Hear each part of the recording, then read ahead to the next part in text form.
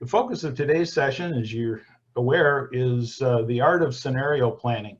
One of the things that has been getting my attention from sort of the earliest days of shifting into this pandemic mode, and then of course it became amplified with the recession and all of the economic challenges, and frankly also the increased awareness of systemic racism and civil unrest and the issues there. There are a lot of things changing, and so what has led a lot of nonprofit leaders to talk to me and ask about is what is it that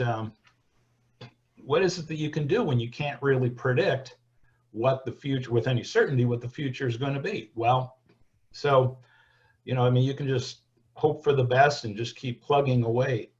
But the method, that frankly is not new, but it's taken on new significance in the kind of environment that we're dealing with now, is this notion of scenario planning. And so we're going to be talking about that today.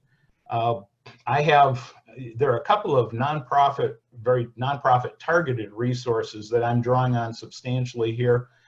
There are several slides that are, you know, I encourage you not to try to read the detail on the slides. What they're there for is to illustrate the kind of charts that you can create. Now remember that this session is like all of our nonprofit navigation series sessions, it's recorded, so you can go back and look at these in more detail if you want. But they're taken from a publication. A number of the ones are taken from a publication from Bridgespan, specifically on scenario planning in an era of COVID-19. And there are links at the end of the session that you can just go to and download these resources directly. We have posted one very short, it's a 2-page overview of scenario planning that's produced by the entity called the Collective Impact Forum. So we'll be getting to that in just a minute. Well, it'll be posted at the end of the session. So let me connect into the slides that we have and get into the topic. As always, if you have questions or comments, feel free to flag them while I'm going through the core of the slides. Post it in chat. Cindy Laufer, as always, is working on paying attention to chat, and she'll flag questions and bring things up if it's important or timely right then. If not, we'll also be taking a break for questions, and the last 20 minutes of our session, a little more than 20 minutes, will be spent just getting your reactions. I'll be curious to hear what of these methods and techniques you might have used as you've gone through your work and how you proceed. So in a sense, the agenda is really a reflection of the flow of scenario planning. So I don't know that I need to really focus on this that much, but the headers are really the key points in the process of engaging in scenario planning. The point of scenario planning, by the way, is to recognize that it's not feasible to put all your eggs in one basket by anticipating one particular mode of the future, whether it's saying it'll be the same as today, more of the same, or whether it's saying, oh man, things are going to go off the rails in this way or that way. When you can't predict that well, engaging in the process of scenario thinking is a disciplined strategy for highlighting key things that are affecting what it is that will potentially likely influence your future as an organization or a program in an organization. Part of the value of the process is, like all planning and strategic planning kinds of processes, not only are you working on the content of the process, but the dialogue that it facilitates is especially valuable. And so, for example, one of the really useful ways of bringing executives and their boards together to reflect on these things is to engage in the scenario thinking process and go through it with people so that you all know what kinds of things might be shifting and what you would do if it goes this way or that way or another way, because that's the scenario part, assuming that it could go a couple of different directions. So now, in essence, the value of scenario planning fundamentally starts with the question, what are the questions that we need to or want to know? I'm going to be approaching this today from two different from two parallel perspectives in a sense. I'll be talking about it from the perspective of organizational planning, but frankly, as often as not, I've been interacting with folks in the last half a year about scenario thinking and scenario planning with regard to particular issues or problems. And so, key decisions. I interacted with one group that was rethinking the situation with regard to a very unique capital campaign that they were engaged in and what it meant and how they wanted to proceed on that. So the essence of scenario thinking is to figure out what's going on in the operating environment and what's the scenario, or what are the uncertainties that are out there, and then identifying and developing among those that are most likely, that have the greatest significance. They're either especially important or potentially very disruptive. What are alternative scenarios that are most likely to occur? And then what will we do for each of those cases? And one of the things I like about the bridge span approach is they've added another layer to the scenario thinking, which is developing these alternative options so that you have ideas of what you would do in one mode versus another, but they also have added the idea of trigger points and saying, what is it that you'd actually think about? So these resources from a couple of different places. Again, the hot links to these are on the last slide of the set, and that will be posted so that you can go download those if you want to. In essence, the scenario process flows from articulating what is the focal question, whether it's about the future of the organization, the future of the program, the future of some set of services you're providing. And then once you're clear about that, moving into the notion of what are the key forces that are affecting that issue or situation, what are the critical uncertainties that are emerging or that are likely to emerge around that issue, question, or future, and then from there, the scenario frameworks. What are the ones that are most likely? What would we do with them? And that's where, in a sense, this almost connects with a little bit of what Monica was speaking about last week. Narratives, specifically, collective impact says, hey, for each of the most likely scenarios, what would be your narrative for how you would address that particular situation? And then what are the risks and the indicators? This is a very elaborate process. It's frankly, the bridge span model is nice because it's a little simpler, same principles, but a little simpler. So one of the things that a lot of scenario planning programs don't focus on very clearly, and I think it's fundamental to remind people, it's the first thing to pay attention to, is you're working with your organization, with your community, whatever it is, you've got to be on the same page. You need to know what is it that fundamentally is our mission, and what are the core principles that guide our decision making, because ultimately those will influence your judgments about which are more versus less acceptable trade-offs, or if it's a problem or an issue, being clear about what the issue is the issue about, do we continue the program, or is the issue about, do we reconfigure the program?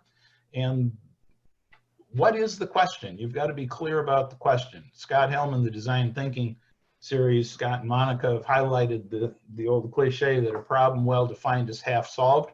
I think that's slightly more optimistic than I can be in an environment like today. That said, the point is well taken. So be clear about what it is you're doing, or else you keep arguing about what it is that's even happening. Now, the bridge span model, and again, you see the link there, but it's also at the end of the slide set. They've proposed for nonprofits right now in COVID-19, a simplified scenario planning process really has 4 key steps. You'll notice the same concepts. What are the drivers? Given our understanding of those drivers, what are the scenarios that are most likely? They call it modeling the scenarios that are most likely. What are we potentially going to do if each of those scenarios, which is, you have more than one scenario, but obviously you need to narrow it down. You can't invest the time to develop 20 different scenarios, but knowing a few of the most significant ones are important. And as I said, I like that bridge span has also created a specific step in the process, which is, when do we know to trigger one option or another? So the process really starts off, once you've clarified what is it that we're thinking about the future of what do we need to weigh, whether it's program expansion or program continuation, operations, maybe, do we reopen our facility? Is it healthy? Things like that. So one of the first things that scenario planning asks you and your colleagues to do is to determine what are the drivers or driving forces that fundamentally affect the issue or the organization. And so, it's the very big stuff. This is the big stuff, and it's kind of a brainstorming thing.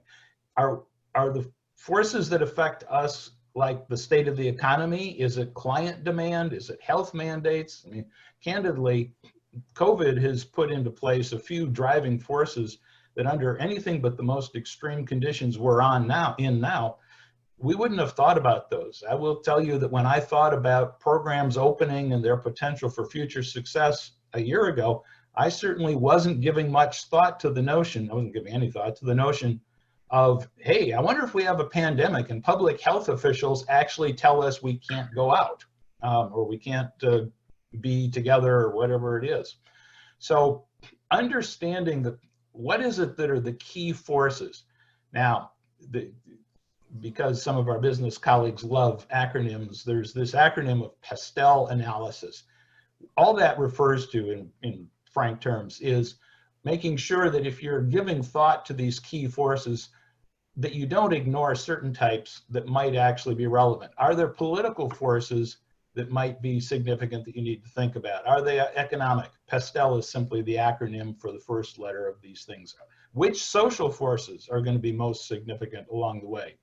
And, so technology, the environment, the legal environment, those, you want to think about those and narrow it down to the key forces that are particularly important.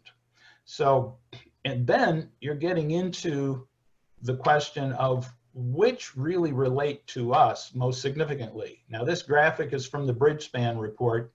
I like their little graphics and charts because they highlight things. Basically, what they've illustrated here is that they identified key drivers of the economics of, they were working with a school environment, and they were identifying, well, what is it that are the kinds of things that could affect programs or the operations of the organization or even the funding? They were most worried about those three areas of concern. They had determined that that's really where their questions lay. And for each of them, you then do a fairly simplistic but thoughtful assessment of, well, for that item, what is it that's the level of importance of that driver for us and the success of our programs, and what's the level of risk associated with it being a problem or going into a dangerous territory? So just to look at something that was pretty simple and probably most can relate to, look at the funding category that's down here. This organization worked with public schools directly, so they figure that that's one of their critical drivers of their economic survival and success. So in their case, the illustration was that they had 60% of their total revenue from school contracts. How important is that driver to the success and survival of the program? Their assessment, it was very high. Also, under the environment they were forecasting, they said, wow, this is of high risk. If it goes away, it really puts our operations at risk. I like laying the drivers and the simple rating process out so that people can look at that in this kind of an example. Now, here's another one that's tied. This is from the Collective Impact Forum, and they were looking very much at similar COVID kinds of scenarios. They've done it in a slightly simpler way, but what they did was say, well, what are the key questions and what are the two ends of the extreme continuum? And so, for example, analogous to the world we're in right now, looking at economic recovery. And if you're looking at what should we be planning for January 2021 in terms of our organization or our program, well, does the economic recovery begin? That would be the positive of one end of the continuum. The other end of that continuum is that the economic growth of the region or the environment that this organization deals with is still in decline. They were looking at another key driver was Are we going to be able to have meetings of more than 20 people, or can we have meetings of anything? Are schools going to be open, or are they going to be closed and there's constraints on extracurricular programs and activities? And again, this was a COVID specific consideration. So they're saying, well, COVID cases, you know, at one extreme, it's the COVID cases are beyond the health capacity.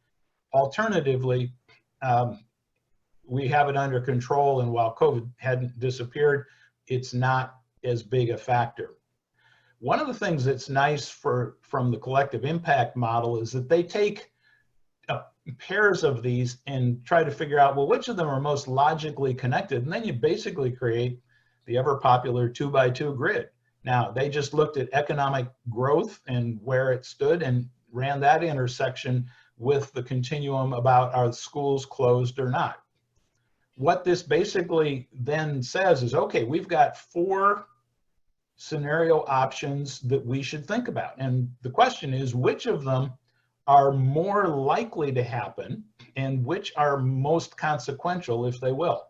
So this quadrant up here reflects what is our situation going to be if we have economic recovery beginning, but schools are closed.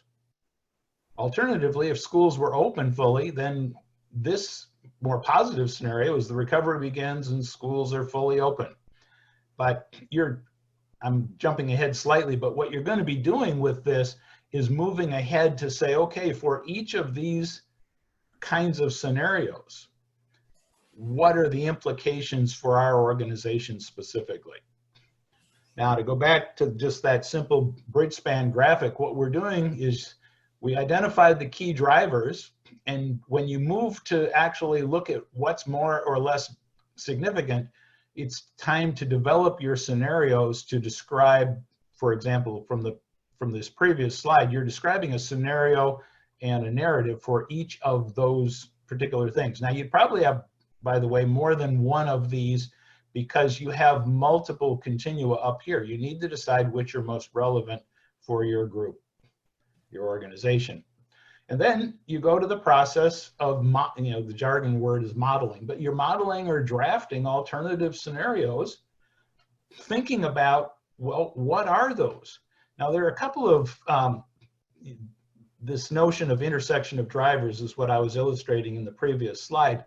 A couple of points about scenario planning. You're never going to be able to be, and it's not worth your time to try to be extremely precise.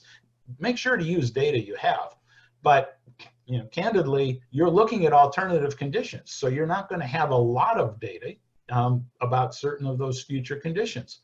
So be sure that you don't focus on precision so much as really trying to understand what are plausible outcomes or conditions, and then what is it that actually is relevant, what would be our narrative or our scenario under that condition.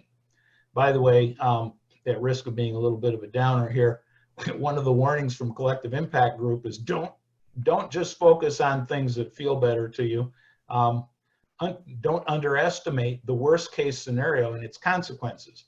Now, this word relatively is my addition, because Collective Impact says don't underestimate the possibility you could have a worst case scenario. But of course, the worst case scenario is the world comes to an end because we're hit by an asteroid and it's all over.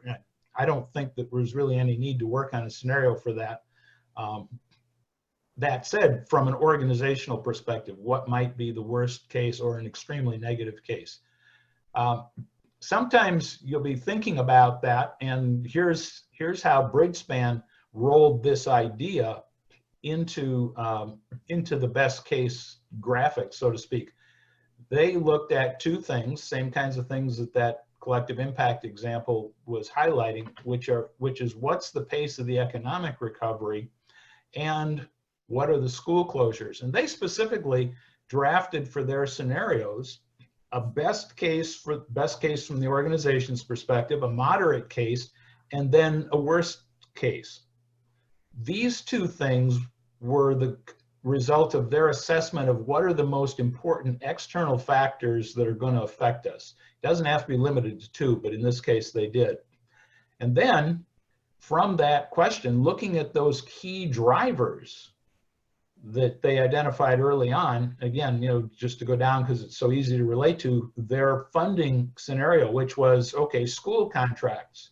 What happens with school contracts? Well, the best case scenario that they draft out, by the way, up here, they said, well, what is the condition of the economic recovery? So it's a sharp second quarter contraction. That's how they described it, followed by a quick economic recovery. They thought that was the best case. Worst case is that there'd be a prolonged recession through 2021. So then you're down here looking at, well, what do we think will happen to school contracts under the best case? What do we think will happen to school contracts under the moderate case? And what do we think will happen to school contracts under the worst case? Nothing ever ends completely under most scenarios, and we know that from the change leadership stuff.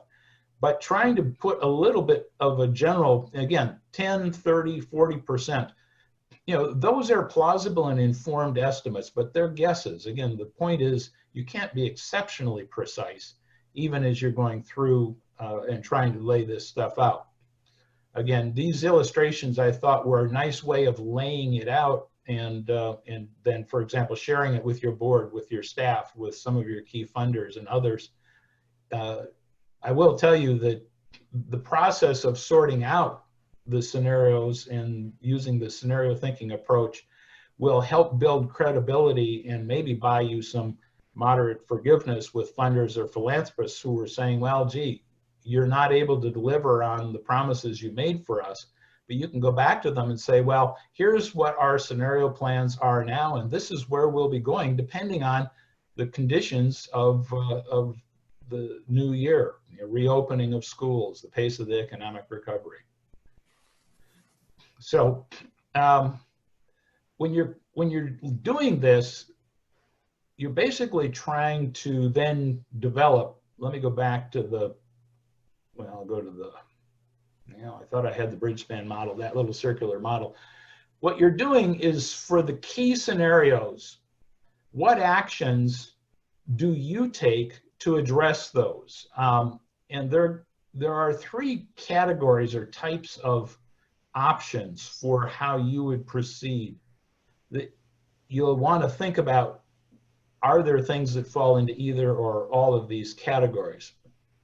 Ideally, once you've, and I'm going to go back to the previous slide for a minute, once you've clarified the best case through worst case scenarios, when you're thinking about, all right, what would we do in the future? Well, are there any courses of action that actually would serve you well under nearly any of the scenarios that you've forecast?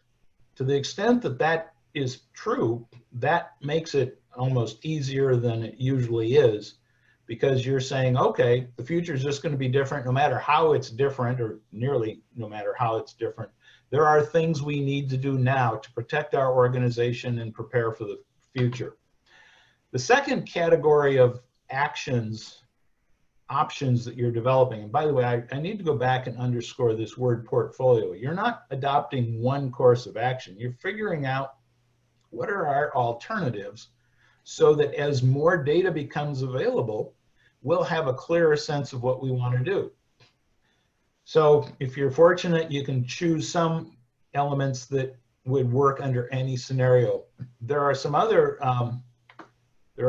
options that are smaller, narrower courses of action that don't anticipate all of the scenarios coming true, but it helps you at least be ready to address and be agile, to be responsive under any of a couple.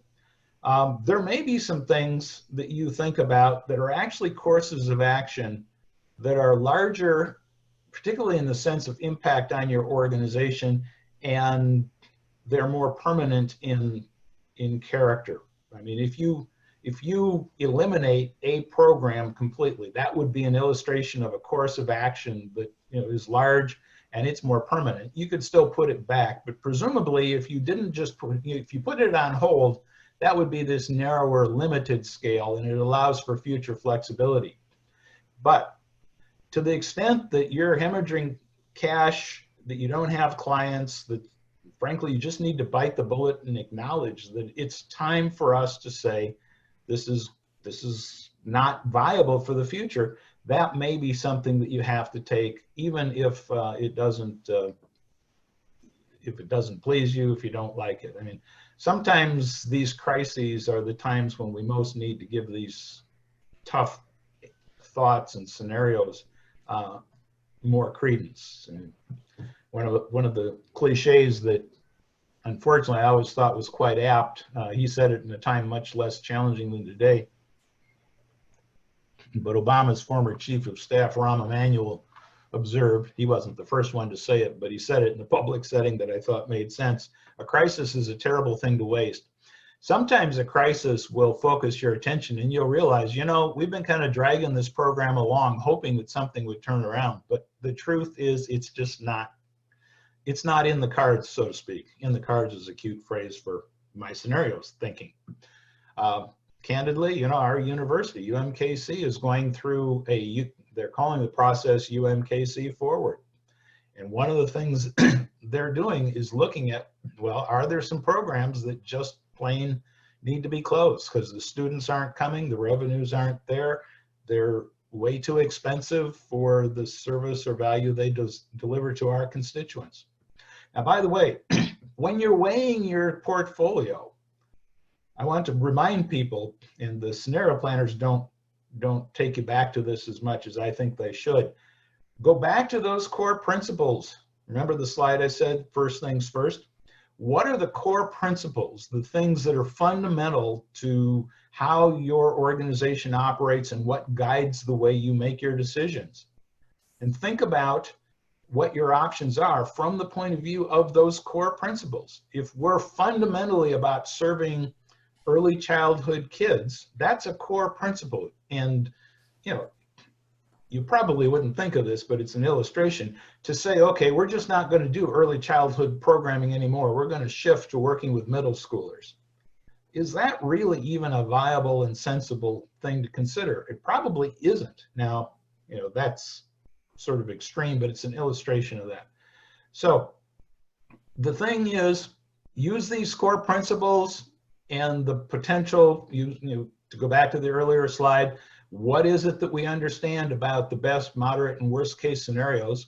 And what are the conditions that will help us know how things are rolling out? That gets us to the last of the key points that I want to get to. Well, this slide is just one way that you might think about your alternative options, is to think about them from a continuation. This builds on that previous slide. Are we going to, you know, might we discontinue the program, or under what conditions would we discontinue the program or the project or something like that? These are among the most radical at the top of the list, down to, well, actually, you know, maybe under any scenario we should continue the program or project and continue to execute as planned. I will tell you, this is a default a lot of people want to go to, and you need to ask yourself, well, what among this range from extremely radical to extremely stable is logical given the range of scenarios that you forecast? And is there any condition under which you would really be able, if you're honest with yourself, to continue the program or the project, the decision, whatever it is that you're working on? So this is Bridgespan's illustration of how, for their model, they articulated, well, what would we do under a best case, a moderate case, and a worst case? So they decided, you know, their illustration organization, under any of the scenarios they envisioned, they felt it was important to reduce discretionary spending. They were choosing to put on hold retirement matches for their retirement fund. They were going to launch a broader appeal among all supporters. Obviously, for some organizations and missions, these things would be great. You know, you've got to think about it for your own organization. So they identified a few of those actions that are for any scenario. But then the question is, well, if we needed a smaller scale and more flexible response, what would be the way we would do? And this is where you actually see the layering of intensity of the actions bearing some real useful fruit. I think this is the kind of thing that's useful to think about. Best case scenario where, okay, we need to cut back, but we're going to come back. Remember, in the bridge span example, they envisioned that the economy was going to come back and schools would be open and things would be returning to normal fairly soon in 2021. So, okay, we'll reduce executive salaries by 15%, and that will be, if the best case scenario comes to life, that would be appropriate. If we're in a moderate case scenarios, maybe we need to reduce executive salaries by more. This is an example of one organization, but it's been made generic for the white paper that they produced. But then also, another option that you need to think about, or that could think about, is number 4, furloughing non-essential central office and administrative staff. Now, if it actually became more severe, the smaller scale flexible options are reducing all staff salaries by 10%. Frankly, our institution, UMKC, has moved into that whole set of things with regard to this fall, and we'll see where it goes. But the attitude is, well, smaller scale, because we can undo these if conditions get better. So if the best case scenario played out, the other example is the larger and more permanent option would be simply to draw on some of the organizational reserves because we think it's going to get better. Remember, this was a relatively full recovery scenario. So 25% of our reserves to cover the shortfall, and then we'll just try to put that back over many years into the future. If the moderate case is kicking in, that's where you have lots more of these options. That's why it's called a portfolio, these packages of options that you would consider. And frankly, a lot of what this example highlights is that the options they were looking at, a good share of them actually applied to both moderate and the worst case scenario. But worst case scenario overall, reducing staff salaries, drawing 75% of our reserves down to keep the organization going, laying off program staff, closing certain offices, laying off non-essential central office staff. The significance of this is that you're getting a little bit more nuanced discussion and weighing how extreme and significant does our response have to be. And then the key point from this is that I like especially about the bridge span model is, okay, that was the portfolio of actions we could take, but when are we going to decide and how are we going to decide the key trigger points? Well, so that's where they highlighted specifically all of those actions that were listed in the previous bridge span chart, which of them were best case, which of them were moderate case, which of them were worst case, and what would trigger our judgment that we would be here or here or here. And the trigger points that they specifically set for themselves, I mean, it's not that you can't change it, but fundamentally it's what would we be watching in the way of data and information that would allow us to know we need to start looking at this category. When did it move from best case to moderate case? When revenue was exceeded 10%, it actually, revenues for the organization started getting to 30% below budget. We had a termination of a partnership agreement with one or more of our clients. The illustration here, school closures extended into 2021. The absolute worst case scenario with the options they weighed there, and several of them were up here, but they're also here, was, okay, if our organizational revenue falls 40% below budget, that tells us we're going to have to really give serious thought to the worst case scenarios and the actions that we envisioned there. The actions being drawing down substantially on reserves, reducing staff salaries, laying off at non-essential central office staff and administrative staff.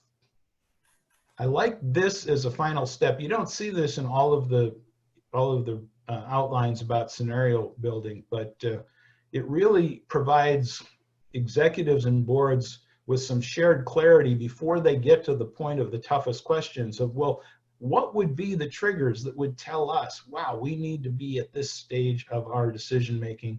We need to be considering these actions at this point. And you're ready, the point of considering all of this is that you're ready before any of those is necessarily coming true.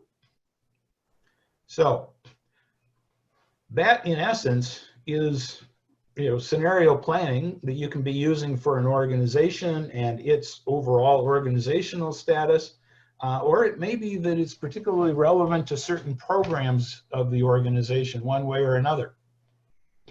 By the way, I do have to identify that without wanting to sound overly Pollyannish about this, the best case scenario that you think about, and candidly, I think almost nobody has done that kind of thinking until they got startled by the best case scenario, is what if the best case scenario actually said we get 20 to 100% more revenue in this year, donated revenue, than we did last year? Sounds like a pipe dream, right? But by the way, it's not impossible. And unfortunately, following the tragedy of the George Floyd killing in Minneapolis and the civil unrest across America, there are a number of social justice action organizations in Minneapolis whose receipts, donated receipts, revenues, actually increased by 200 to 400%. And they started getting nervous that they didn't even have the systems to account for and manage those resources well. So they literally, their action under that scenario, by the way, they hadn't really thought it would happen, but their scenario that they had to go with under that situation was, we will stop accepting any further money because we can't account for it. Our systems aren't up to it. We will help the people who feel compelled to give to this cause find others that are maybe less obvious or less well known than our organization, but in fact, it can grow the field and its capacity even beyond that. So, as I said, at risk of sounding over Pollyannish, there may be a scenario or two where the weird twist in life is you will receive more money or generate more political attention or positive things of one sort or another than you ever thought. And we need to be prepared for that too. One of the things about getting more money than you ever budgeted for is that question that a couple of these Minneapolis organizations gave really serious thought to. Do we have the capacity to effectively use and account for transparently what we do with this money? Because everybody's giving us money, they're throwing money at us now, but they'll come back later and say, and by the way, this is part of scenario thinking too, the upside is we're getting lots of money now. The long-term tail on that scenario is people are going to come back to us later and the media are going to look at what did we do with that money and how did it get used? And are we actually prepared to do that? So I'm curious now, this is an opportunity. I know, Cindy, if we had any questions that we should interact with, I would definitely like to hear from folks about how, if at all, you've employed some approach to scenario planning, scenario thinking, and how did it work? What did you learn from that if you did? Cindy, do we have questions? I don't have any questions yet, Dave.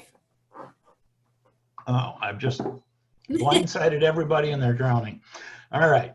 So, just take yourself off mute and tell us if your organization or an organization with which you've affiliated in some way, have you engaged in scenario planning in the last half a year or maybe even further back than that?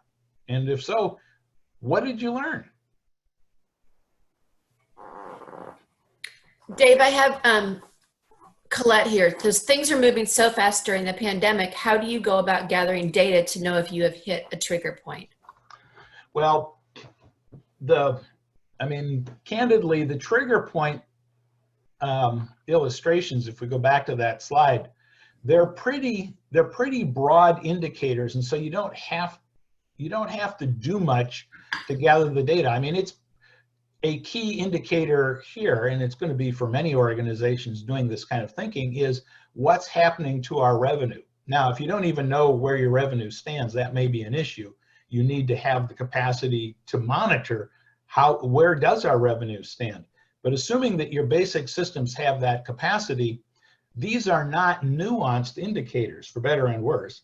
One of the illustrations they had in their list was, well, if we had a contract termination from one of our partner schools, that would be a sign, that would be a trigger point. Now, one of the public policy ones that was in their list was school closures extending past the middle of the 2021 school year. So you raise a great question, Colette. The basic answer is choose trigger points that don't require incredible in-depth data. Go with key information you have. Now, to be perfectly honest, if you're a tiny organization and you have no systems in place, it makes it tougher, and I understand that. But honestly, crummy cliche, but if the building's on fire, it's a really lousy time to organize a fire department. You just can't create those systems just to inform scenario planning. But going back and saying, well, what are the indicators? I mean, candidly, sometimes you've got executives and board members who already have intuitively some ideas of what those things are. One of the advantages of engaging in this planning process, this thinking process, is that you invite people to share what their intuitive notions of a trigger point would be, and then you can collectively come to some choices about that. Dave, I've got a couple. So Benoit, do you want to make your comment? You can unmute yourself and share the comment with the group. Yes, good morning, everybody. I think the concept of scenario planning, which is, I think, essential into development and readiness, is a variable depending on the industry. The healthcare industry is, depending which side of the fence you are. I mean, if any of you come to get an operation, I'm going to tell you the best case scenario, which will happen, but also the worst case scenario that probably will not happen. So you will know about it. This is an exercise that we do. If you go on the fence of the administration, you have, interestingly enough, a level of limited sophistication and limited availability to self-transparency, which is amazing when we see that. Furthermore, I think the prime of the scenario planning, it's seen very commonly as a waste of time. We see as we go, and I heard that many times, like strategic planning, it changes all the time. So there's actually a culture of mediocrity in some industries that does not fit very well with the necessity of sophistication of scenario planning. That's really an outstanding point, and candidly, it scares me, but it's absolutely true. And there are some, to your point, there are certain mission categories, industries, some would call it, that do not have a tolerance or an acceptance for this kind of advanced thinking. And it's kind of like, well, if we don't know it's going to happen for sure, what's the value of doing it? By the way, no matter what your planning is, there's no guarantee it'll turn out. I mean, think about all the strategic plans that we wrote 12 to 18 months ago. I mean, candidly, the reason those plans fall short now is because we're in such an extreme situation. Scenario planning would have been good, but candidly, to Benoit's point of a minute ago, planning for absolute catastrophe and absolute nirvana probably is not a useful use of your time. Figuring out where you can exercise judgment and frankly enhance the sustainability of the organization through bumpy times, regardless of quite exactly what happens, is significant. One of the things that you brought up about industry really strikes me as important as well, and that is, in one of the ways to inform your scenario thinking and scenario planning is to interact, and I know many of you on this call do, with your colleagues in the field you're in, and sharing what it is that's going on. As I mentioned earlier, the financial condition of the social justice action agencies in Minneapolis was radically different, is radically different today, financially and politically, from what it was before, and it's very different from most of the nonprofit sector. So, different segments of the sector, mission and submission categories, really are affected differently. And ideally, one of the things you have to help inform your alternatives for planning is that you're a member of an association or a network or a collaborative that in general talks about what are the ingredients of effectiveness and success, so that you can go back and draw on those.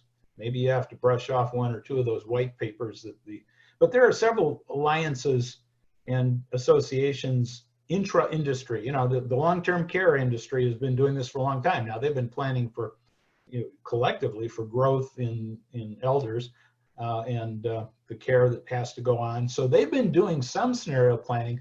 It's been so likely that it's actually more strategic planning. What's the difference? Scenario planning is looking at options when you don't have a legitimate basis for forecasting what are the most useful and likely strategies to bear fruit given where we choose to go and how we choose to enhance our sustainability and impact. Dave, I've got a few questions that are coming in, but I thought before that, Kim Carroll offered to share an example. Kim, do you want to go ahead and do that, and then we can kind of come to the series of questions? Sure, I'll keep it short. Ours was probably as much a strategic planning session as scenarios, but I'm with Heart to Heart International, and we have been fully engaged during the pandemic, mostly in Kansas City, in terms of providing direct patient care and COVID testing. But we also know that hurricane season comes, and we had to make choices about whether or not we would deploy in a COVID environment or not, or what are the combinations in between. Deploying per normal practices was not possible. We've put a stake in the ground that said not deploying was not acceptable. That was not an acceptable answer to our true north. And so we have variations in between, everything from hiring staff, because so many of our volunteers are over 65, to what safety requirements and risk mitigation steps had to be put in place before we would go, how we would implement telemedicine. So international versus domestic, and what would those look like? And we didn't do it. I love this process. I wish I'd had some of these slides. Ours was a bit messier, but we ultimately got to a place that we are able to execute. And we actually have a team in Lake Charles, Louisiana right now. So I found that for us, we use this a lot because so much changes so fast for us, and we have to constantly move and adapt. But I really do like these slides, and I'm going to be sharing them with my team as a way to have perhaps a facilitated and faster discussion, or more complete. So thank you. Well, thank you. Thank you for that illustration. Certainly emergency and disaster response has to be one of those areas where the culture is one of thinking about alternative scenarios more than some other fields, simply because, I mean, as far as I know, you're not going to have a hurricane develop over Kansas, but apart from those really basic things, it's kind of like, we don't know whether the hurricane's going to hit Haiti or Florida or what's going to happen. We were pretty prepared for a hurricane in the Caribbean. We were not so prepared for a pandemic in Kansas. So that one was a little harder for us. Yeah. And thank you for affirming the point that sometimes gets lost, which is, you used a phrase that I like. What's our true north? What are the fundamental principles that we stand for? We're not going to go back on them. It's often fundamental to who is it we exist to serve, and we will not back away. So, other comments, Cindy? Do we have comments or questions? Yeah. So you kind of talked about this a little bit, so I'm going to skip to this question and we'll go back to a couple of others. But Dave Pullen said, a lot of people feel that this is kind of a black swan event, unforeseen, unlikely, the pandemic. And so how much energy do you kind of invest in types of things like this, low probability, those types of things? Yeah, well, that's a great question. And candidly, Dave, the point of bringing scenario planning up is caused by the black swan event occurring. It's how do we recover from the black swan event? Frankly, I'm not advocating that a year and a half ago we should have been doing scenario planning that would have highlighted a COVID pandemic. Although, by the way, the federal government supposedly was doing it, but then, we had some disconnects there about the next thing, which is like, what are the trigger points and when do we shift in? but the point of the scenario planning now is about moving out in a healthier versus less healthy way. And the point of scenario planning is not to think about something that's way down the road. I mean, frankly, that should be more strategic and long range planning. But you know, another one of my pathetic cliches about strategic planning is if the building's on fire, don't call a planning meeting, get out. Ideally, you've planned where the exits are so that you don't have to spend too much time working on that. But the scenario planning idea is, all right, we've got to make sense of our most likely best options and how we'll know we collectively. By the way, part of the emphasis of this, I tried to make the point earlier, but I don't know if I did well. Part of the point of this that I think is significant is making sure that you have your team together on roughly the same page about when and how we'll know that we need to move forward, so that you don't start with the basics of that conversation after you're already hit with the trigger points that maybe you should have been thinking for. But you're absolutely right. And you know, unless you're heart to heart, I don't think, you know, you normally are going to be planning. I mean, even there, you didn't plan for COVID in Kansas City. But I think you know, depending on your industry and your business, that's where it makes a difference as to what range of potential futures you would be using. By the way, there is a whole field of so-called future studies, which uses these kinds of methods and much more elaborate and data-based methods for forecasting things. I mean, candidly, that's where some of the climate change forecasts and threats that we're hearing are coming from and things like that. This isn't new, but it's more germane under a condition such as we're at right now. Dave, a couple questions kind of center around, you know, what does this really look like in our organization, and are we the right type of organization? Can we do this, that type of thing? So two specific things people were asking about. How do you involve staff in this process? And then also, is this just for big organizations? Can little ones do it? So I think those kind of wrap around how we would actually make it work in, you know, yeah, ground level. Great point. Well, so I need to be careful because I do not want to say anything that that undermines client confidentiality. But part of one of the first conversations I had in March with a small organization, I mean, they have a substantial number of volunteers. I don't know their employee number, but I think it's 6 or 8. They leverage a huge number of volunteers to do things in the community, and their board needed to think through, wow, given where we are now. And by the way, they were reacting to a situation that already existed, but they were making assumptions about what the future would look like for that program plan based on how things had been going. And they were kind of, okay, not great, some positives, but some not. But then COVID hit and the pandemic recession kicked in, and they said, we need to think about this. Now, they, you know, so I introduced them to the concept. We adapted this. I mean, this is a general approach, and we adapted it to be more specific. And frankly, they had more data for certain things that they could bring into the process because of what it was they were considering. But that was, I mean, that's a small organization. I haven't talked to them in the last month, but they told me at the time that this actually helped their board have a structured approach, working in dialogue with their executives, but it would involve board decision making. It's a structured approach for actually coming to consensus about what are our best options and how do we try to preserve the greatest degree of flexibility for sustainability and long-term impact. The tough part, of course, is if you're a small organization with a small board, well, actually, I apologize, but the toughest situation is a small organization with a huge board, because then it's, you know, kind of like, how do we wrangle all these folks whose attention at any point in time may be in a dozen different places. But this helps focus attention. You know, if you have staff who are really actively engaged in the kind of strategic decision making, you may involve all staff, although that would be somewhat unusual, in a scenario planning, scenario thinking kind of a process.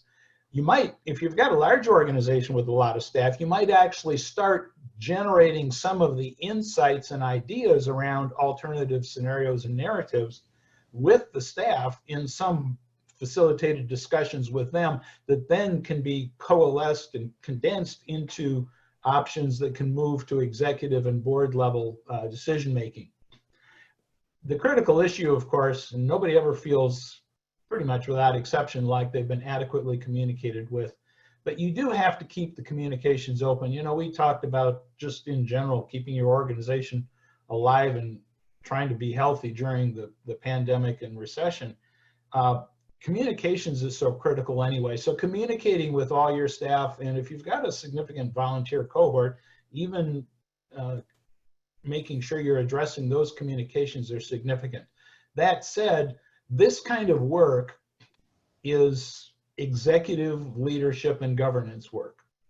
Now, so part of it's a reflection of culture.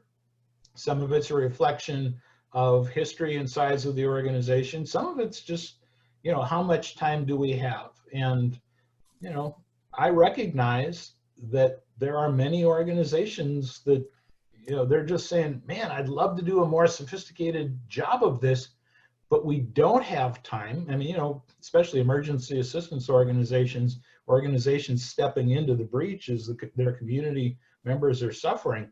I mean, you've got to strike that balance, and it's never all that pretty in real life. It's just, you know, Kim was gracious and said their process was a little messier than she thought it might have been nice to have. But, you know, this stuff is messy, and there's not perfect. My goal, frankly, is that sharing this approach will help inform governance and executive decision making. And you can't ignore, but you have to judge how much time and in what ways do we most respectfully and effectively engage other key constituents. By the way, for some of your organizations, some of those constituents may well be not inside the organization. They may be key funding sources. They may be key local government officials in communities where you're a substantial actor in just helping the community make its way through tough times. You know, there are so many nuances that I want you to say to yourself, I've just got to work with the art of the possible here, but trying to be more thoughtful about alternative scenarios and trying to be ready to the degree you can, to me, is the ethic of this kind of thinking. Other thoughts, Cindy, or other questions? Nope. You're doing good keeping up, Dave. Well, I've also ran everybody out of time, but I do appreciate everybody coming to join us for this session today. I hope it's been useful. I know Mark has posted on chat. You know, as with all these things, we post the session on our navigation site. We also, the Midwest Center, has a YouTube channel now, so you can actually get at it that way as well. The links to those do exist on the Midwest Center's UMKC site. And, you know, it's always tough because as somebody who's sharing this, it's kind of like, can I offer enough depth that it's useful and not so much that I'm drowning you? I would encourage you, if you think there's even basics in utility, look, we will post on the website the 2-page, very simple overview of an approach like this that the Collective Impact Forum posted a little while back, and probably 3 or 4 months ago. And the Bridge Span publication, which is about a 10-page publication, is more in-depth, but it has the illustrations. As I told you, I've drawn many of these charts directly from what they have, because I thought they were a nice way to organize the ideas so that, for example, as you're going through this, you could share it with your board, you could share it with other constituents, and they can kind of see, oh, this is where it lands. Admittedly, some people will be scared to death when they see this, because it's kind of like, whoa, you're planning for a 40% reduction in revenue?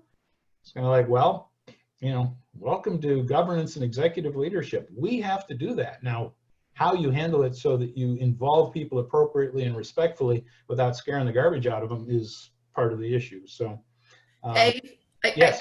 I got called out a little bit. So there was a question, I kind of incorporated it into the last question though, but it didn't get addressed as much as I think people wanted to. So about staff being involved in everything. Yes. I sort of threw it into that last question, but could you just comment on that a little bit, like what staff roles should be? Well, I think, I mean, it does vary in the organization and even your style as an organization and how much time you have. At the least, you should be closing the loop with staff to help them know scenario planning is going on. These are the things that are going on. I think even drawing on staff for input into the process can be beneficial. And I'll go back a few slides to look at some of these things. For example, when you're looking at the significant factors for the outside the organization, if you have staff that have enough awareness of the environment of the organization, or especially if you're working on a particular program, you need to be involving them in that. Getting their information and insights, collecting information, even just so that people have a chance to weigh in is significant. And then also inviting people to jump in and get involved in the question of, well, what are the key drivers that make a significant difference in our program? Now, I will tell you, one of the ways that I've done this with a number of groups to try to be fairly efficient is to use our version of SurveyMonkey, which is called Qualtrics, and simply ask people. I mean, I did this, for example, with a couple of the organizations earlier this year. We went to the board and their executive team and just posted a simple survey. What are the key factors that are fundamentally going to affect our next generation of work in this organization? Collect all the insights from everybody on Qualtrics, and then, you know, where they're essentially the same, boil them down to a list. But then, you know, if you've got a list of 20, okay, if you've got the time, you can go back and using Qualtrics or even a spreadsheet, in some cases, invite people to weigh in. Well, what are the top 3 or 4, the ones that make the most difference for us? What do you forecast that is? The opportunity to involve people is beneficial, and people do feel like they're getting a chance to be more engaged, but you do have to set the stage by explaining, well, what is the process and where and how are we involving you? But then we also have to make sure, and I'm sure this is at least part of the thinking for some of you on the call, we've got to close the loop and go back and say, okay, thank you. We got this information. We've processed it here. Let us share with you what we're thinking about, and we can invite you to weigh in. You know, I will tell you, I've not been in love with all of the ways that the UMKC forward process that they kicked in early in the recession cycle. That process was tough, but frankly, they used multiple internal task forces to come up with ideas. They solicited raw material ideas from everybody. They then took the findings of their committees and took it back to the university community and just said, here's a survey, and they had specific questions about, you know, which of these are more useful or less useful. They also created an opportunity for people to simply say, is there something we're missing here? Tell us in the survey. And then, but one of my old cliches that I do want to remind you of, don't ask people questions to which you're not willing to hear and act on the answers, because that'll simply fuel more disenchantment. It's an issue of how much time you have as to how deep you need to go. But part of the communications that I consider not scenario building, but just effective leadership, is the communication with people to help them understand what is going on and how are we making our way and when and how will you see parts of this, and committing to keep people in the loop to the greatest degree possible. And, you know, again, I have to say this. I say this whenever I teach the change leadership workshops that I change. Communicate as much as you possibly can and invite input as much as you possibly can, and never think that it'll be enough and that more than 1 or 2 outliers will say, thank you, that was great, this is all wonderful. people are scared, and frankly, not without cause in many, many cases. And so trying to do our best on just the emotional support. This goes back, in my mind, to the session I did back in, I think it was April, on just helping people cope with change. And there's a lot on the nature of change and communications there. That, you know, go back to the YouTube channel or the navigation site. I'm, you know, promoting my own stuff here, but I thought it was a decent session. Some people said it was okay. So, you know, think about it. And that intersects here. It's not about scenario planning, but it is about keeping people in the loop, engaging them, helping them cope with traumatic change of the scale that we seem to be lurching through repeatedly. I think we should probably break at this point. If you have additional questions, feel free to email me, or I know Mark has posted, because he always does, that I have open office hours, Zoom open office hours. The address is in the chat. It's also posted on the Midwest Center's website. From today and every Tuesday from noon until 1:30. It's not private, but just pop in. You know, you click in, you can come. I've had a couple people come in at like 1:15, just talk for 10 or 15 minutes, if that's when it works and it helps. If you want to follow up with a couple of more targeted questions on this stuff, drop in. If you wish, we can also set up a time just to talk one-on-one apart from the office hours. But that's just another way we're trying to make ourselves available, not because we've got all the answers, but because we've got insights and you have insights, and sometimes when we share and talk, it helps us all learn more. Thank you very much. I appreciate the opportunity.